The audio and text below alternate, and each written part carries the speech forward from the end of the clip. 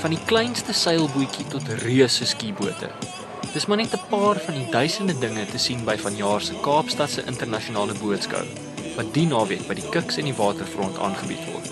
Hier sal jy alles te doen met watersport gewaar, van hengelgery en reddingsbaadjies tot sonar en sonbrille.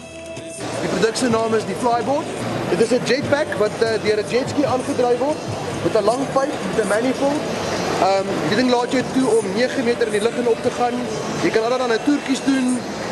Dit is nou 'n wêreldbeker sport, so daar's nou hierdie jaar weer 'n wêreldbeker kompetisie in Qatar. Maar die groot verskeidenheid bote is die eintlike rede vir meeste mense se besoek. Hierdie groot mens speelgoed is natuurlik nie goedkoop nie, maar party is ook duurder as ander. Die vakmanne wat hierdie boot bou is 5de generasie Italianers in 'n klein dorpie met die naam van Sarnico op Lake Iseo. Hierdie boot is meer eksklusief as die wêreld se mees eksklusiewe kar wat die Bugatti Veyron is, om vir julle 'n aanduiding te gee. Wat kos so 'n boot?